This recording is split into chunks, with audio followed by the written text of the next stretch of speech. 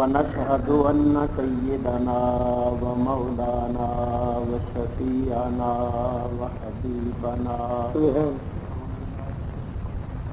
وحبيب ربنا ومطلوب ربنا وغوثنا ومغيثنا عوننا ومعيننا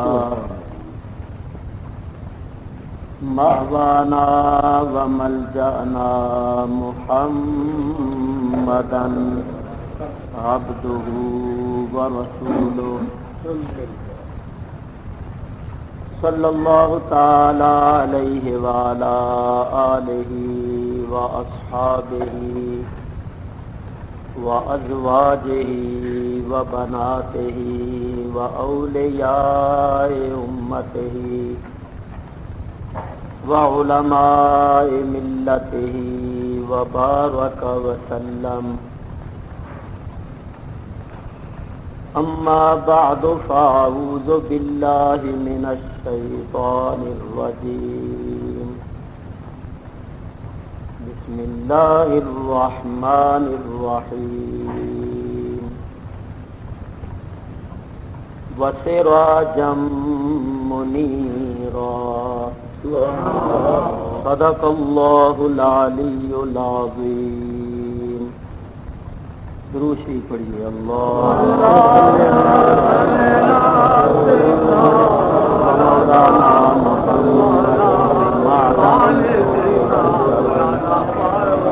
وآلہ وصحبہ وبارک وسلم.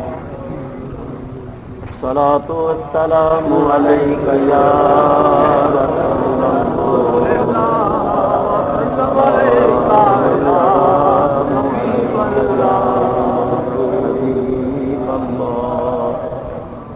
الصلاة والسلام عليك يا رسول الله.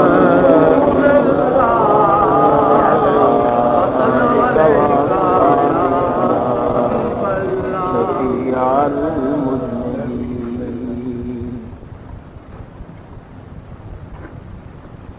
حمد و صلاۃ کے بعد آیہ کریمہ کا ٹکڑا جو آپ حضرات کے سامنے تلاوت کیا ہے، اس کا ترجمہ چند تفسیری فوائد اپنے شکستہ الفاظ میں پیش کرنے سے پہلے ایک بات آپ حضرات کی خدمت میں پیش کر دینا ضروری سمجھتا ہوں. وہ یہ ہے کہ مخدوم و محترم استاد العلماء حضرت علامہ مولانا قاضی اسرار الحق صاحب مدد اللہ العالی نے جو ارشاد فرمایا ہے کہ علماء اہل سنت کو بھی مقام ملنا چاہیے اور ان کی کثیر تعداد کو مجلس شورا میں لینا چاہیے. میں اس بات کی پرزور تائید کرتا ہوں، اور تائید ہی نہیں بلکہ برابر کوشش بھی جاری ہے. لیکن میں آپ کو یہ بتانا چاہتا ہوں کہ حضرت مولانا نے جو ارشاد فرمایا ہے کہ علماء اہل سنت کو مقام ملنا چاہیے، وہ اس لیے فرمایا ہے تاکہ یہ علماء ملت اسلامیہ کی اکثریت کی نمائندگی کریں اور ان کے حقوق کا تحفظ کریں. ورنہ یہ نہ سمجھنا کہ ان علماء اہل سنت کا مقام مجلس شورا سے ہے، بلکہ اگر یہ علماء اہل سنت مجلس شورا میں چلے جائیں تو تو مجلس شورا کو مقام حاصل ہو جائے.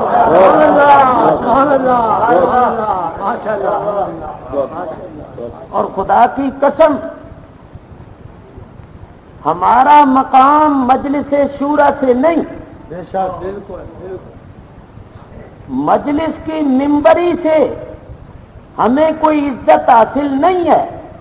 ہمیں جو عزت حاصل ہے وہ ممبر رسول سے.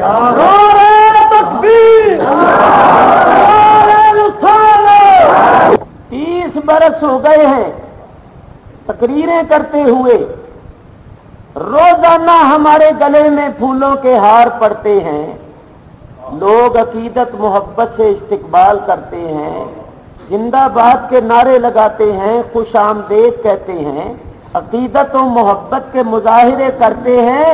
یہ سب ہماری عزت و عظمت محراب و ممبر سے ہے، ممبری سے نہیں ہے. ممبری کیا ہے؟ یہ تو آنے جانے والی چیز ہے. دائمی عزت محراب و ممبر سے، اور اللہ تعالیٰ اس عزت کو قائم اور دائم رکھے.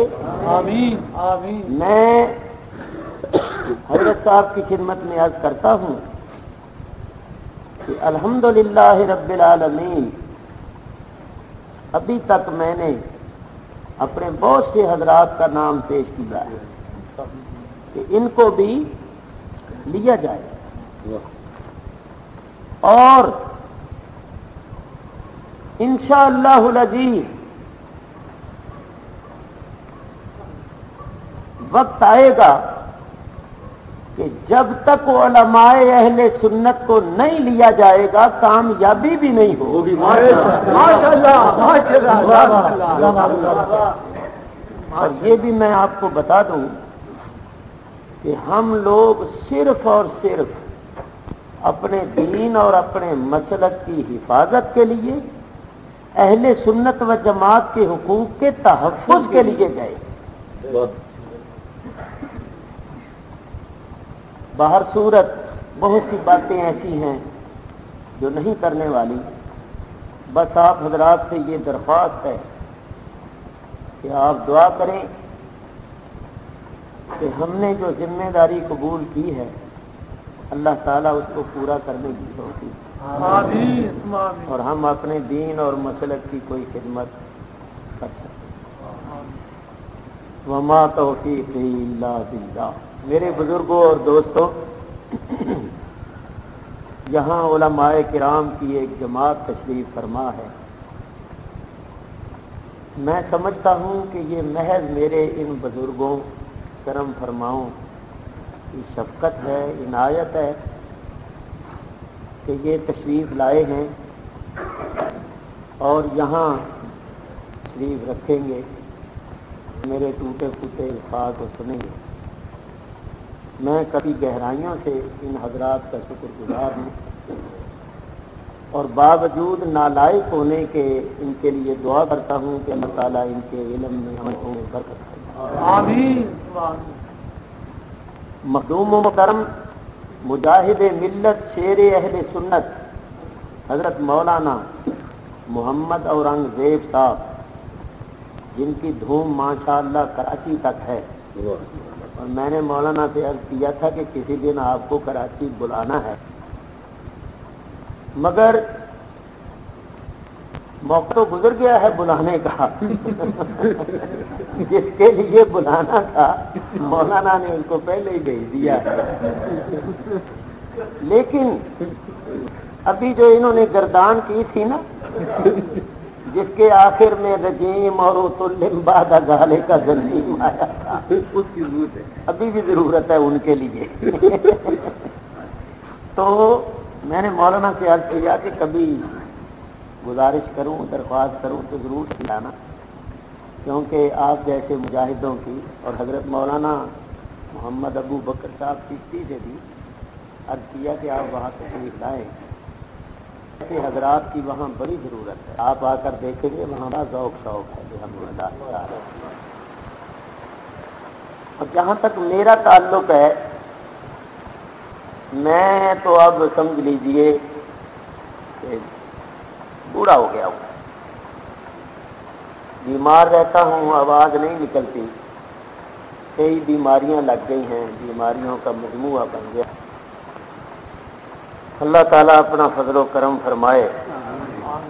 اب وہ پہلی سی بات نہیں ہے، مگر آپ حضرات کی محبت ہے، شفقت ہے، پھر بھی میں آپ حضرات کے سامنے اپنے ٹوٹے پھوٹے الفاظ میں کچھ پیش کرتا ہوں۔ آپ حضرات سکون اور اطمینان کے ساتھ تشریف رکھتے ہوئے میں نے آپ حضرات سامنے آیا کریمہ کا ٹکڑا تلاوت کیا ہے، یہ آخر کا ٹکڑا ہے، اور جس آیت کا یہ ٹکڑا ہے اس آیت میں اور اس سے پہلی آیت میں اللہ تبارک و تعالی نے اپنے حبیب پاک علیہ الصلاۃ والسلام کے چند اوصاف حمیدہ بیان فرمائے۔ ارشاد ہوتا ہے، یا ایھا النبیو، اے غیب کی خبریں دینے والے، انا ارسلناک، بے شک ہم نے تجھے بھیجا، شاہدا و مبشرا و نذیرا، شاہد، مبشر اور نذیر بنا کر۔ شاہد کے معنی ہیں حاضر و ناظر، مبشر کے معنی ہیں خوشخبری دینے والا، مومنوں کو اور نیک عمل کرنے والوں کو اللہ تعالی کی رحمتوں اور بخششوں کی خوشخبری دینے والا، اور نذیر کے معنی ہے کافروں کو، مشرکوں کو، ظالموں کو، بدکاروں کو اللہ تبارک و تعالی کے عذاب سے ڈرانے والا، وَدَاعِيًا إِلَى اللَّهِ بِإِذْنِهِ، اور بلانے والا اللہ کی طرف اس کے حکم سے، وَسِرَاجًا مُنِيرًا، اور چمکا دینے والا آفتاب۔ یہ ہے ان آیتوں کا لفظی ترجمہ۔ اعلیٰ حضرت امام اہل سنت کے ترجمے پر جو ان دشمنوں نے پابندی لگوائی ہے، کیونکہ متحدہ عرب امارات کے وہ شیوخ اور وہاں کے محکمے کے جو لوگ ہیں وہ تو اردو جانتے نہیں،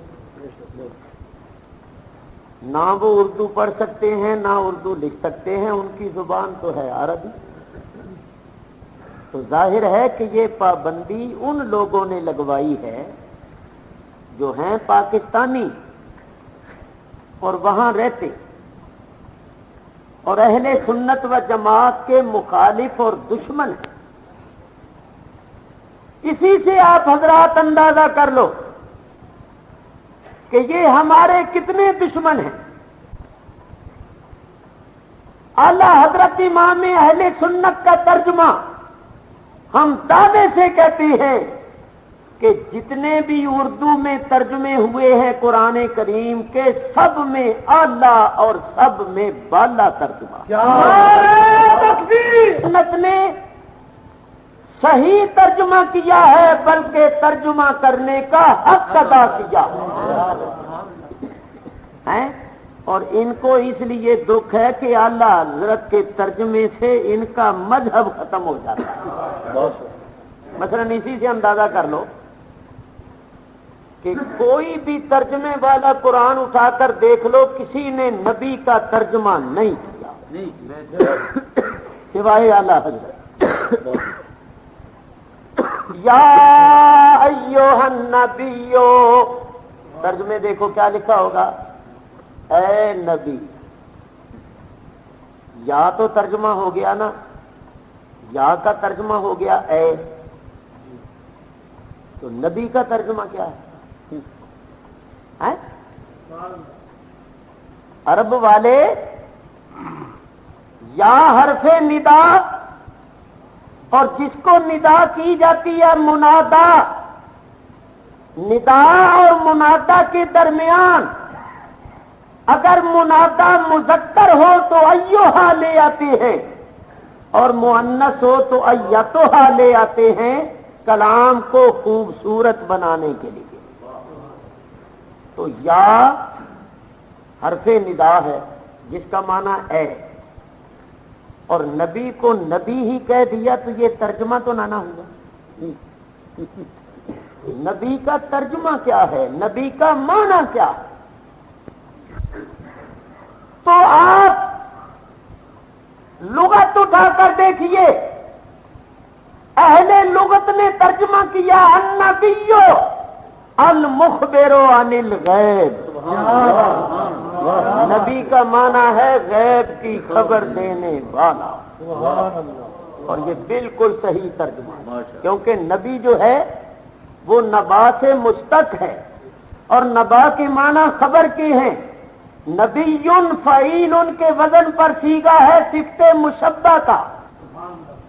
میرے بزرگوں اور دوستوں، قرآن پڑھ کر دیکھو، اگر آیتیں پڑھوں تو بہت سی آیتیں ہیں نبا کے معنی خبر کے۔ اللہ تعالیٰ ارشاد فرماتا ہے وَاتْلُ عَلَيْهِمْ نَبَأَ ابْنَيْ آدَمَ بِالْحَقِّ، وَاتْلُ عَلَيْهِمْ، تلاوت کیجئے ان پر، پڑھیے ان پر، سنائیے ان کو، نبا خبر، ابنئی آدم، آدم کے دونوں بیٹوں کی، بالحق، سچی۔ بامحاورہ ترجمہ یہ ہوگا کہ اے حبیب، آدم علیہ السلام کے دونوں بیٹے حابیل اور قابیل کی سچی خبر ان لوگوں کو بتائی۔ وَاتْلُ عَلَيْهِمْ نَبَأَ نُوحٍ، تلاوت کیجئے ان پر، بتائیے ان کو، سنائیے ان کو نوح کی خبر۔ تو نبا کے معنی کیا ہے؟ خبر۔ اسی نبا سے جب آپ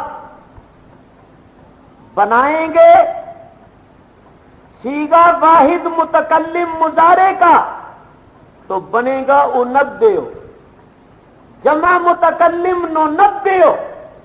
عیسیٰ علیہ السلام فرماتے ہیں وَأُنَبِّئُكُم بِمَا تَأْكُلُونَ وَبِمَا تَدَّخِرُونَ فِي بُيُوتِكُمْ، میں تمہیں خبر دیتا ہوں جو کچھ بھی تم کھاتے ہو یا کھاؤ گے، یا جو کچھ تم اپنے گھروں میں جمع کرتے ہو یا کرو گے۔ نُنَبِّئُكُم، دوسری بات سنو، قُلْ هَلْ نُنَبِّئُكُم بِالْأَخْسَرِينَ أَعْمَالًا، اللہ فرماتا ہے کیا ہم تمہیں بتائیں وہ کون لوگ ہیں جو اپنے اعمال کے لحاظ سے بہت زیادہ نقصان اٹھانے والے۔ اسی سے امر کا سیگا بنائیں گے تو بنے گا نبے۔ اللہ فرماتا ہے نبے عبادی، اے میرے حبیب میرے بندوں کو خبر دے۔ کیا تو نبی نبا سے مشتق ہے، نبی فعیل ان کے وزن پر سیگا ہے صفت مشبہ کا۔ اس میں فاعل میں اور صفت مشبہ میں یہ فرق ہوتا ہے کہ فاعل اس وقت ہوگا جب اس سے فعل کا صدور ہوگا، مثلا ضارب، مارنے والا، تو وہ ضارب کب کہلائے گا؟ جب اس سے ضرب کا ظہور اور صدور ہوگا۔ فاعل اس وقت ہوگا جب اس سے فعل سرزد ہوگا۔ اس کے مقابلے میں صفت مشبہ وہ ہوتی ہے جو دوام و استمرار پر دلالت کرے، یعنی وہ صفت موصوف سے کبھی خارج نہ ہو۔ تو ذرا غور کرو، نبی سیگا ہے صفت مشبہ کا فعیل ان کے وزن پر، اس کے معنی ہیں ہمیشہ خبر دینے والا یا ہمیشہ خبر رکھنے والا.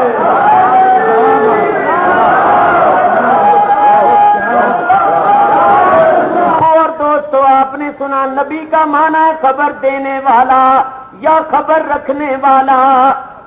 تو آپ کہیں گے مولوی صاحب اگر نبی کا معنی ہے خبر دینے والا تو خبر تو ریڈیو بھی دیتا ہے, ہر زبان میں دیتا ہے, ٹیلی ویژن سے خبریں نشر ہوتی ہیں, اخبار جمعی خبر کی ہے, خط لفافے ٹیلی گرام وغیرہ کے ذریعے سے ہم ایک دوسرے کو خبریں دیتی ہیں, بندے بھی بندوں کو خبریں دیتی ہیں, تو پھر تو سب نبی ہونے چاہیے. تو یاد رکھو ریڈیو خبریں دیتا ہے مگر نبی نہیں, ٹیلی ویژن خبریں دیتا ہے نبی نہیں, خط لفافے کے ذریعے سے خبر ملتی ہے نبی نہیں, بندہ بندے کو خبر دیتا ہے نبی نہیں, کیونکہ یہ سب خبریں دیتی ہیں مخلوقات کی. نبی وہ ہوتا ہے جو خبر دیتا ہے خالق.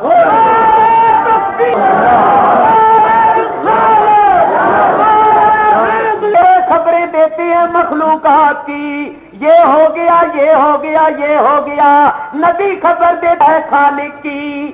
اسی واسطے نبی مضاف ہوتا ہے اللہ کی طرف, نبی اللہ نبی کے معنی خبر دینے والا, اور جب اس کی اضافت ہوگی اللہ کی طرف معنی ہوگا اللہ کی خبر دینے والا یا اللہ کی خبر رکھنے والا. اور اللہ غیب ہے, غیب الغیب ذات ہے, اسی واسطے ترجمہ کیا گیا نبی کا غیب کی خبر دینے والا, اور یہ ترجمہ کیا اعلیٰ حضرت یا ایھا النبیو, اے غیب کی خبریں دینے والے, انصاف سے بتاؤ کہ خبر کون دے گا؟ جس کو خود خبر ہوگی. جس کو خود خبر نہیں ہوگی وہ دوسرے کو کیا خبر دے گا؟ بھائی جس کو خود خبر نہ ہو وہ دوسرے کو خبر دے گا؟ خبر وہی دے گا جو خبردار ہوگا, خبر وہی دے گا جو خبر رکھتا ہوگا. تو جب نبی کے معنی ہے غیب کی خبر دینے والا, تو اگر نبی غیب جانتا ہی نہیں تو غیب کی خبر کیا دے گا؟ معلوم ہوا جو کہتے ہیں کہ نبی غیب نہیں جانتے وہ نبی کو نبی ہی نہیں مانتے ہیں. تو یہ ترجمہ کیوں بند کرتے ہیں؟ معنوں سے ہی ان کا مذہب کھر جاتا ہے, معنی ہی صحیح ہو جانا تو انہوں کا مذہب ختم ہو جائے. قرآن کریم کے صحیح ترجمہ میں آپ کو ایک بات بتا دیتا ہوں, قرآن کریم کا ترجمہ صحیح ہو تو سارے مذاہب باطلہ کا ترجمے سے ہی رد ہو جاتا ہے, اور ثابت ہو جاتا ہے کہ اہل سنت کے سوا سارے مذاہب باطلہ. تو میرے بزرگوں اور دوستوں, اگر میں صرف اعلیٰ حضرت کے ترجمے کی خوبیاں بیان کروں تو ساری رات گزر سکتی, اور ہم کراچی میں اعلیٰ حضرت کے عرس کے موقع پر کرتے رہتے ہیں.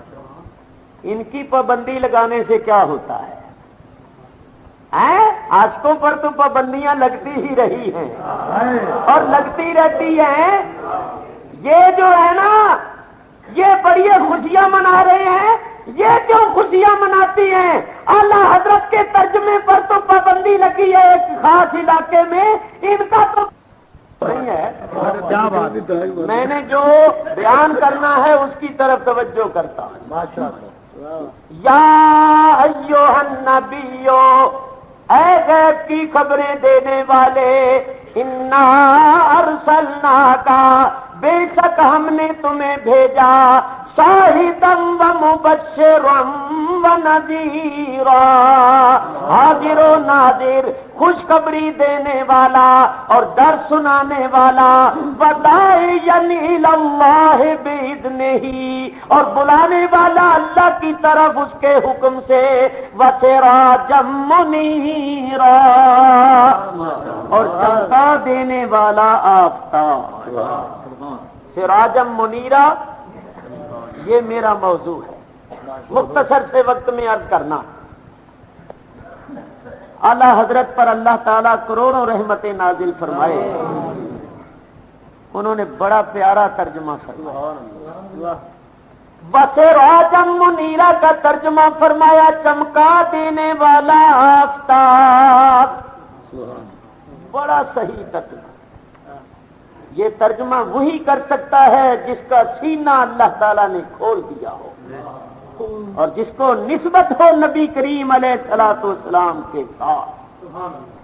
देखो, सिराज का माना है सूरज, आफताब। ये मैं नहीं कहता, यहां उलमा बैठे हैं, इनसे आप पूछिए, ये तस्दीक फरमाएंगे कि कुरान की सबसे आला और अफजल तफसीर वो होती है जो खुद कुरान से की जाए, क्योंकि कुरान भी अपने बाद हिस्से की तफसीर करता है। तो देखो, सिराज की तफसीर, सिराज का तर्जुमा मैं खुद कुरान से पेश करता हूं। अल्लाह ताला इरशाद फरमाता है तबारकल्लज़ी जाअल फिस्समाए बुरूजम वजअल फीहा सिराजम व कमरम मुनीरा। तबारकल्लज़ी जाअल फिस्समाए बुरूजा। बड़ी बरकत वाली है वो जात जिसने आसमानों में बुर्ज बनाए। वजअल फीहा, और रखा उसने उन आसमानों में, किसको रखा? सिराजम व कमरम मुनीरा। सिराज और कमर को रोशन करने वाला। बोलो, यहां अल्लाह ताला ने सिराज किसको फरमाया? बोलो, सूरज। सिराजम व कमरन, कमर से मुराद चांद, सिराज से मुराद आफताब। अल्लाह ताला ने आसमानों में, बुर्जों में सूरज और चांद को रोशन करने वाला बना के रखा। तो अल्लाह ताला ने सिराज किसको फरमाया? सूरज। एक आयत। दूसरी आयत सुनिए, अल्लाह फरमाता है वजअल शम्स सिराजा। वजअल शम्स, बनाया अल्लाह ने शम्स को। क्या बनाया? सिराज। बोलो, अल्लाह ने सूरज को, आफताब को क्या बनाया? सिराज। सिराज। साबित हुआ शम्स सिराज है, सूरज सिराज। तीसरी आयत में फरमाया सिराजम वहाजा। तीन आयतों में अल्लाह ताला ने आफताब को, सूरज को सिराज फरमाया। और नबी करीम सिराज ही नहीं है बल्कि सिराजम मुनीरा। मुनीर किसको कहते हैं? मुनीर नूर दहिंदारा व रोशन कुनिंदारा गोया। मुनीर कहते हैं नूर देने वाले को और रोशन करने वाले। अब करें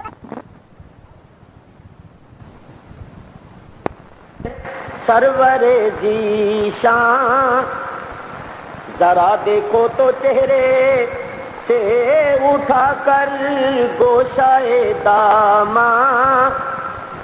हुसैन इब्ने अली पर तंग हैं तैबा की अब गलियां।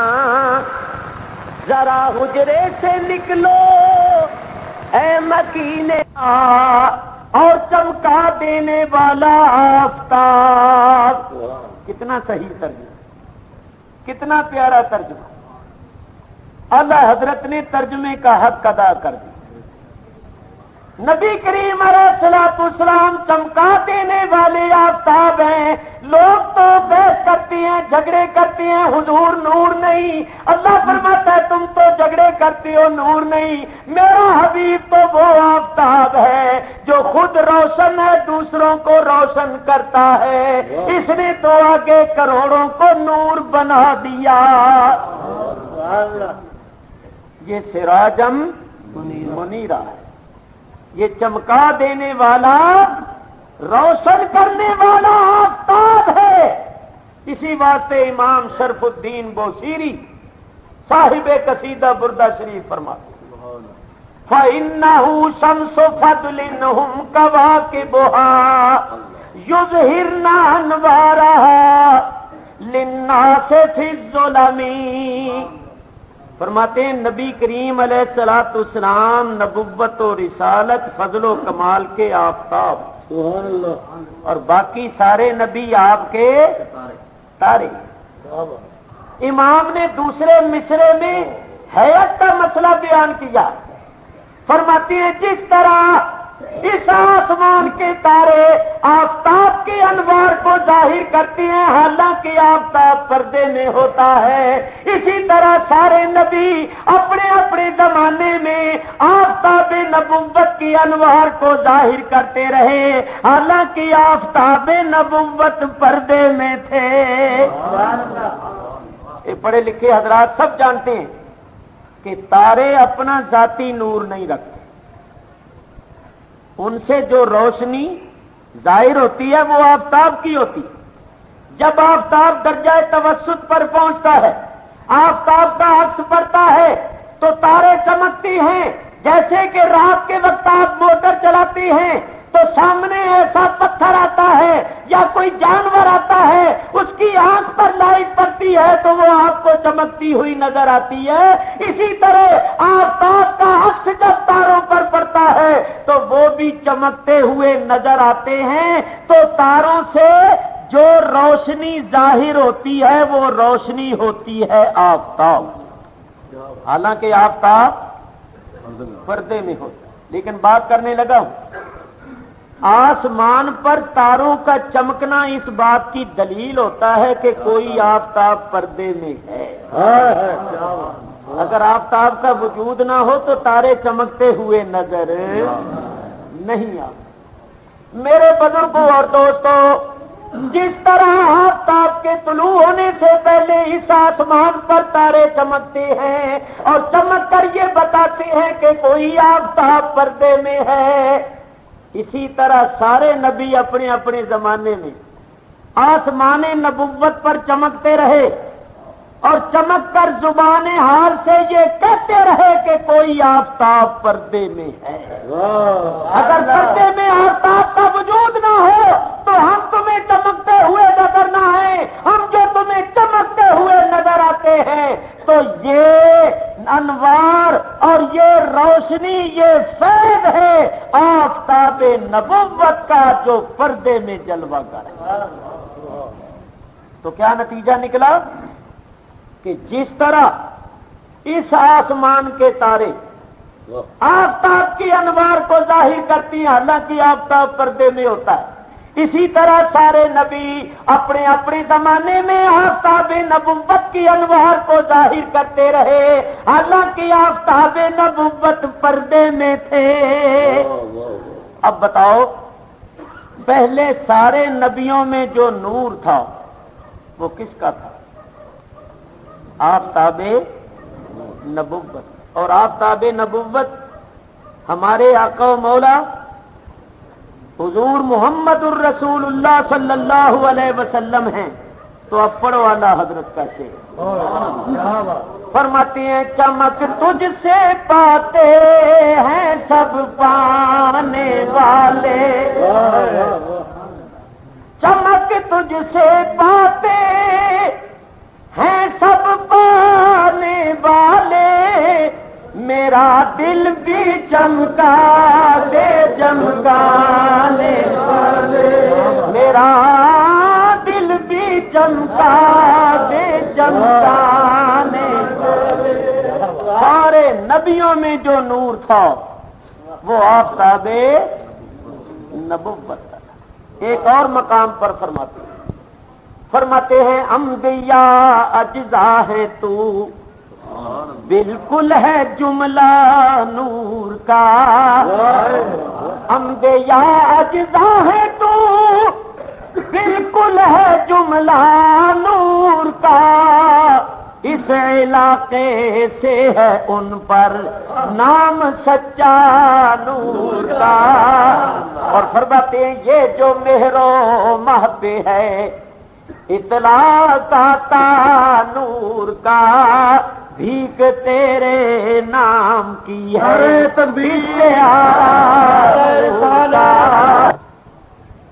نبی کریم علیہ الصلوۃ والسلام آفتاب نبوت ہیں اور باقی سارے نبی آپ کے تارے.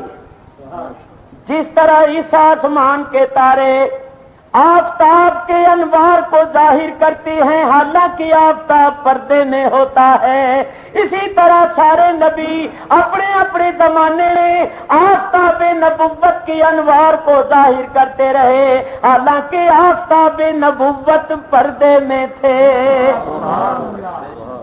لیکن آسمان نبوت پر تاروں کا چمکنا اس بات کی دلیل تھا کہ کوئی آفتاب پردے میں ہے. اگر آفتاب کا وجود پردے میں نہ ہوتا تو یہ تارے چمکتے ہوئے نظر نہ.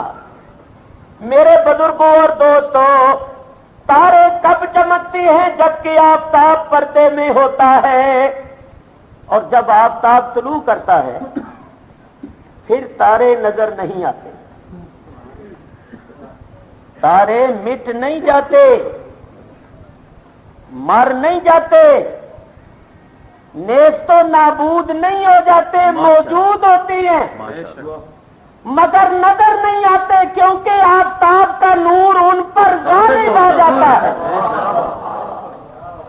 تو جب تک نبوت کا آفتاب پردے میں رہا تارے چمکتے رہے، اور جب آفتاب نے طلوع فرمایا اللہ تعالیٰ نے ارشاد فرما دیا وَلَٰكِن رَّسُولَ اللَّهِ وَخَاتَمَ النَّبِيِّينَ.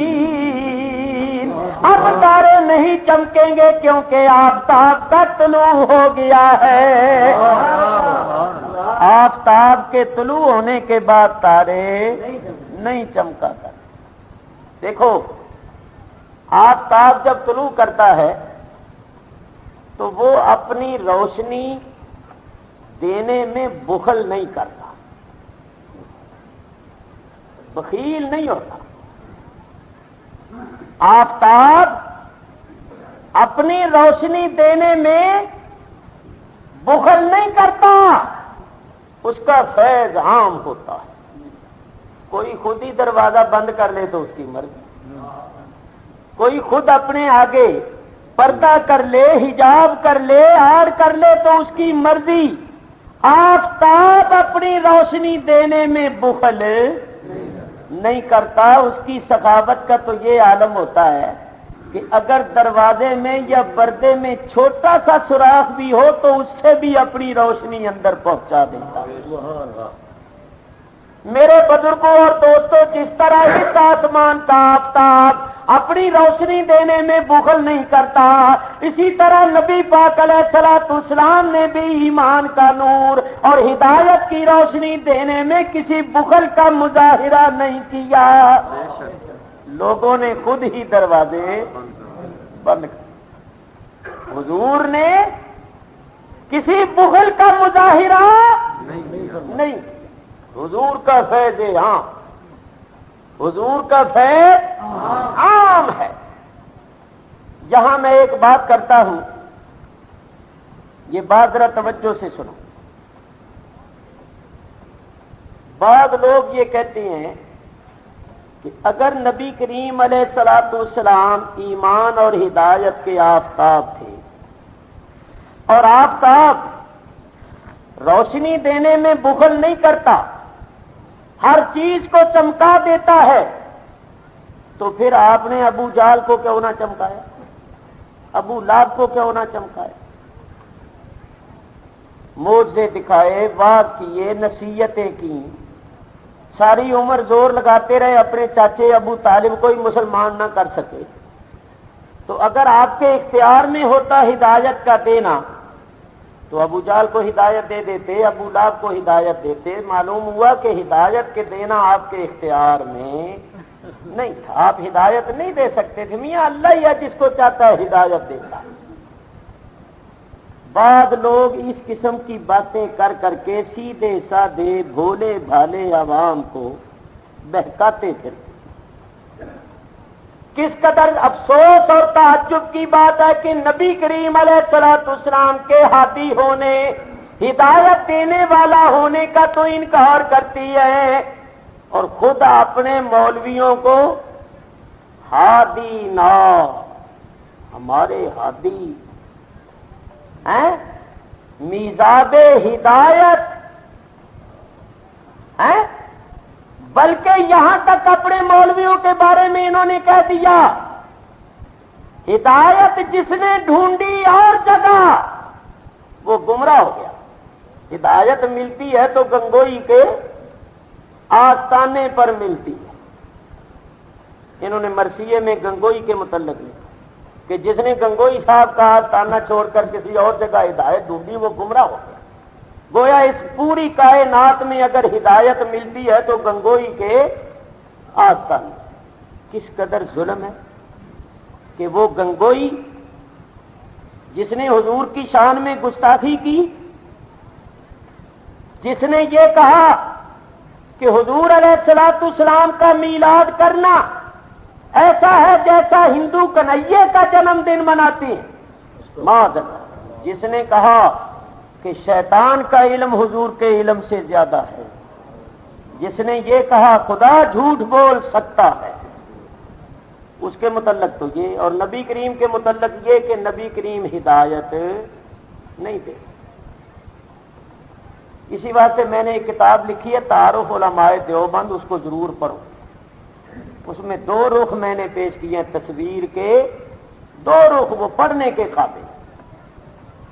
میرے بزرگوں اور دوستوں توجہ کے ساتھ سنو، غور کے ساتھ سنو، ہمارے نبی پاک علیہ الصلوۃ والسلام ہدایت لے کر آئے، ہادی بن کر آئے۔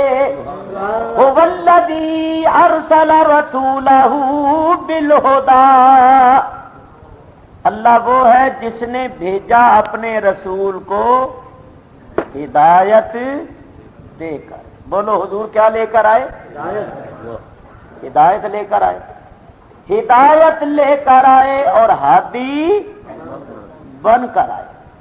انما انت منذر ولکل قوم ہاد، سوائے اس کے نہیں کہ اے میرے حبیب آپ ڈر سنانے والے ہیں اور ہر قوم کے ہادی ہیں۔ دوسری آیت میں فرمایا وَإِنَّكَ لَتَهْدِي إِلَىٰ صِرَاطٍ مُسْتَقِيمٍ، بے شک ہے میرے حبیب یقیناً آپ سیدھے راستے کی ہدایت دیتی ہیں۔ ہدایت لے کر آئے، ہادی، تو ہدایت کس کے لیے لے کر آئے؟ ہمارے لیے، ہمیں ہدایت دینے کے لیے ہدایت لے کر آئے، ہادی بن کر آئے۔ تو جو حضور کے ہادی ہونے کا منکر ہے وہ قرآن کا منکر، اور پھر ان کا یہ کہنا کہ اگر حضور ہادی تھے، ہدایت دینے والے تھے، تو ابو جہل کو کیوں نہیں دی؟ اس کا میں جواب عرض کر دیتا ہوں، سن لینا غور سے اور یاد رکھنا۔ نبی کریم علیہ الصلوۃ والسلام بلا شک و شبہ ہادی ہیں، اور حضور نے ہی ہدایت عطا فرمائی، لیکن یہ حضرات کہتی ہیں، تو میں عرض یہ کرتا ہوں کہ ابھی 2 منٹ کے لیے آپ اس بات کو ایک طرف رکھ دیجئے کہ حضور ہدایت دیتے تھے یا ہدایت دے سکتے تھے یا نہیں۔ 2 منٹ کے لیے اس بات کو ایک طرف رکھ دیجئے اور مجھے بتائیے کہ اللہ تعالی ہدایت دے سکتا تھا یا نہیں؟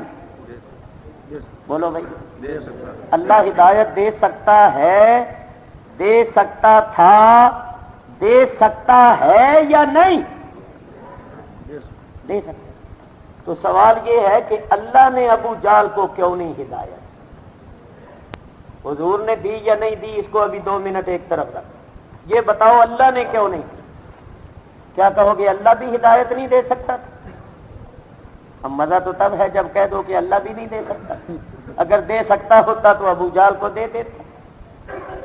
اللہ تعالیٰ ہدایت دے سکتا تھا یا نہیں؟ اگر کہو نہیں تو ایمان جائے گا، اور اگر کہو کہ دے سکتا تھا تو میں سوال کرتا ہوں پھر اس نے ابو جہل کو ہدایت کیوں نہیں دی؟ تو اگر کوئی پڑھا لکھا ہوگا تو اس کا جواب دے گا. کیا جواب دے گا؟ جواب دے گا اللہ فرماتا ہے واللہ یہدی من یشاء الی صراط مستقیم. اللہ ہدایت دیتا ہے سیدھے راستے کی جس کو چاہتا ہے. پڑھا لکھا کیا کہے گا کہ اللہ ہدایت دیتا ہے جس کو چاہتا ہے. تو ابو جہل کو اللہ نے اس لیے ہدایت نہیں دی کہ اللہ نے چاہا نہیں. اور یہی ہمارا جواب کہ جس کو رب نے نہیں چاہا اس کو مصطفیٰ نے بھی نہیں. کیا بات ہے؟ ارے مصطفیٰ اس کو چاہتے ہیں جس کو رب چاہتا ہے اور رب اس کو چاہتا ہے جس کو مصطفیٰ چاہتے ہیں.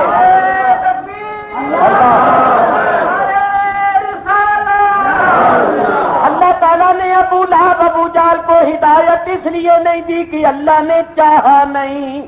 اب ذرا غور کرو، جس کو اللہ نہ چاہے اس کو حضور چاہیں گے؟ جس کے متعلق اللہ فرمائے میرے حبیب میں نے اس کو ہدایت نہیں دینی تو حضور دیں گے؟ کوئی حضور اللہ کی کوئی مخالفت کرنے تو نہیں نہ آئے تھے. وہاں کوئی حزب اختلاف کا تو مسئلہ نہیں تھا نا. اور نبی کریم حزب اختلاف بن کر آئے تھے، اپوزیشن میں تھے.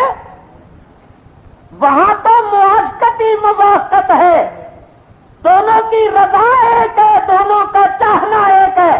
وہاں تو کیفیت یہ ہے کہ رسول کا فرمانا اللہ کا فرمانا، اور رسول سے بیعت اللہ سے بیعت، رسول کی دعوت اللہ کی دعوت، رسول کا ذکر اللہ کا ذکر، اور رسول کا دیدار اللہ کا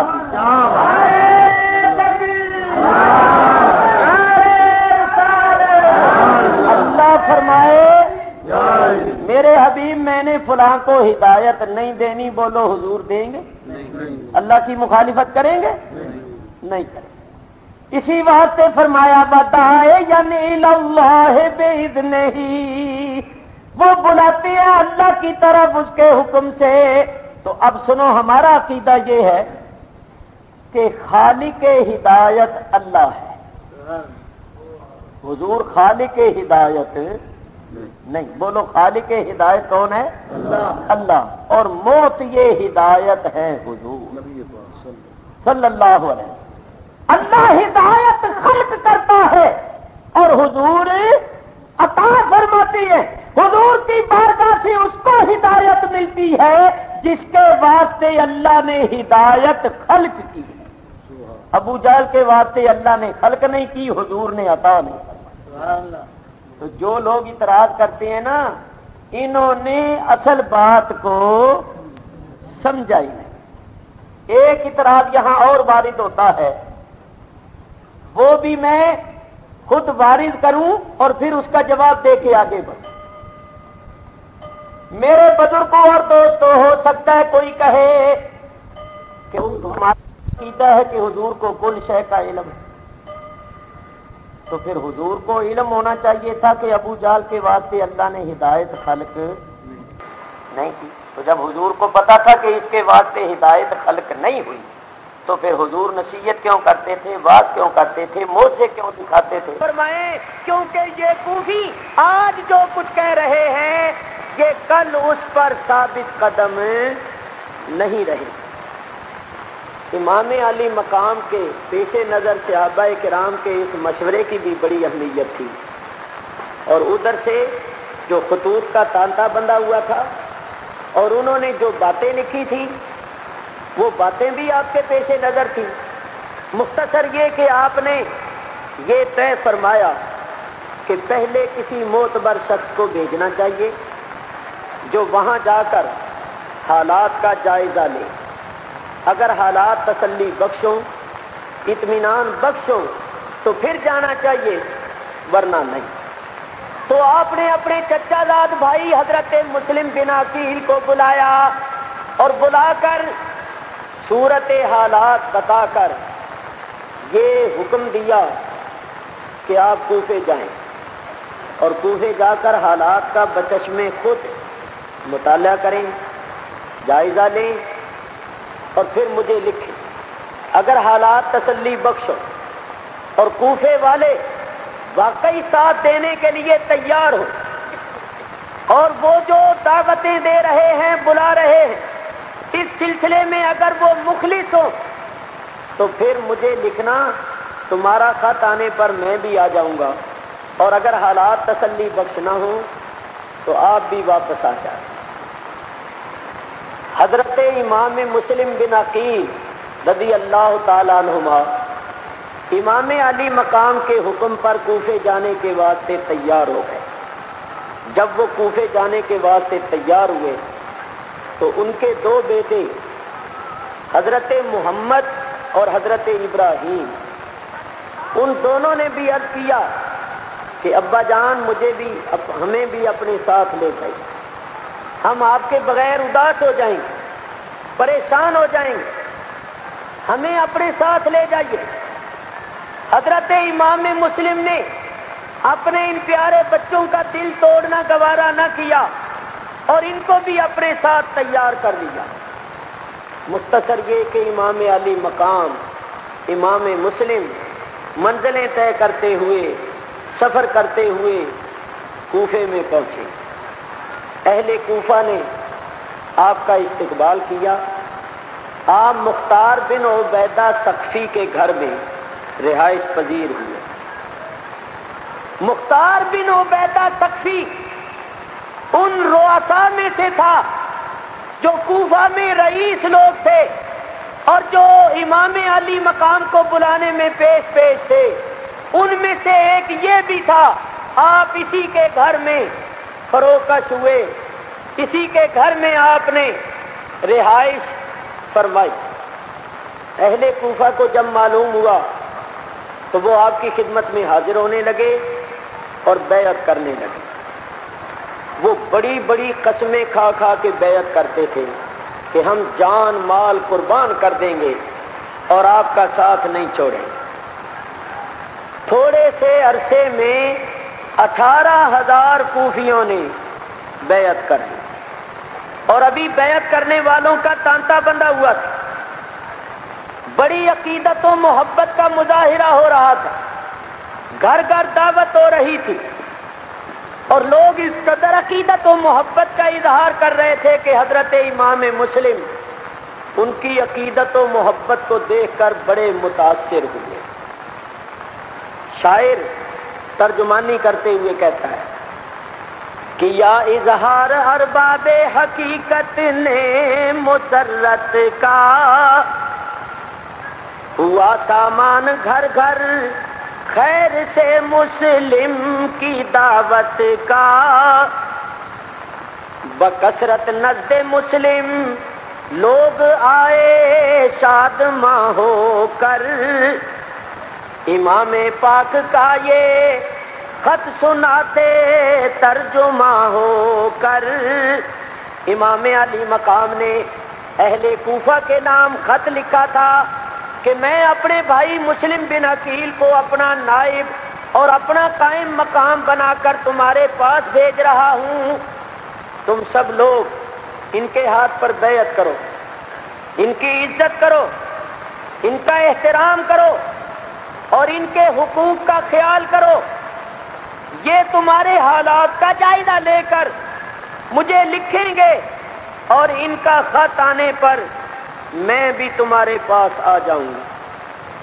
ترقی رات دن ہونے لگی اہل عقیدت کی، ہزاروں مسلموں نے، ہزاروں کوفیوں نے حضرت مسلم سے بیعت کی۔ موافق جب فضائے کوفہ مسلم کو نظر آئی، جماعت لڑنے مرنے کے لیے بھی مستعد پائی۔ لکھے حالات سب مسلم نے فرزند پیمبر کو، بلایا جانب کوفہ حسین و آل و حیدر کو، بلایا جانب کوفہ حسین و آل حیدر کو۔ امام مسلم نے کوفیوں کے حالات دیکھ کر اور متاثر ہو کر امام علی مقام کو خط لکھ دیا کہ میرے ہاتھ پر 18,000 افراد نے بیعت کر لی، اور ابھی بیعت کرنے والوں کی تعداد میں دن رات اضافہ ہو رہا ہے۔ آپ مہربانی کر کے تشریف لے آئیے اور ان لوگوں کی دستگیری فرمائیے۔ یہ لوگ آپ سے بڑی عقیدت اور بڑی محبت رکھتے ہیں، ان لوگوں کی دستگیری کرنی لازم اور ضروری ہے، ورنہ حقیقت یہ ہے کہ دین کا نظام درہم برہم ہونے کا اندیشہ ہے۔ ادھر تو قاصد خط لے کر روانہ ہو گیا اور ادھر قضاء و قدر کے احکام جو نافذ ہو چکے تھے وہ اپنا رنگ دکھانے لگے۔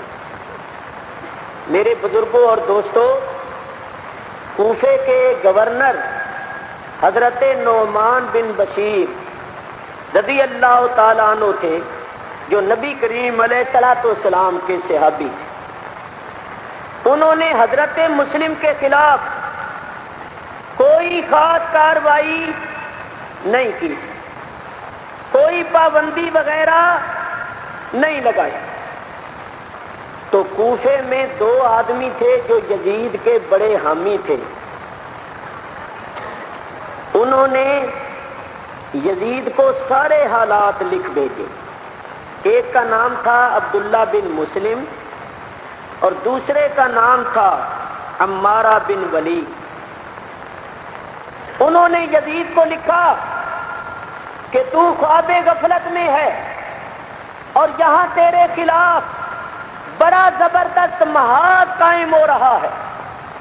حسین کی طرف سے مسلم بن عقیل یہاں پہنچ چکے ہیں اور بیعت ہو رہی ہے۔ ہزاروں کوفیوں نے بیعت کر لی ہے اور بیعت کا سلسلہ برابر جاری ہے۔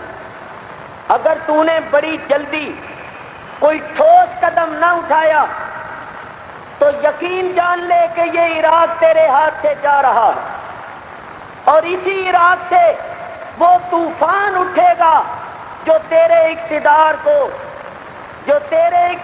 کو ختم کر دے گا۔ یہاں سے وہ سیلاب آئے گا جو تیرے اقتدار کو تنکے کی طرح بہا کر لے جائے گا۔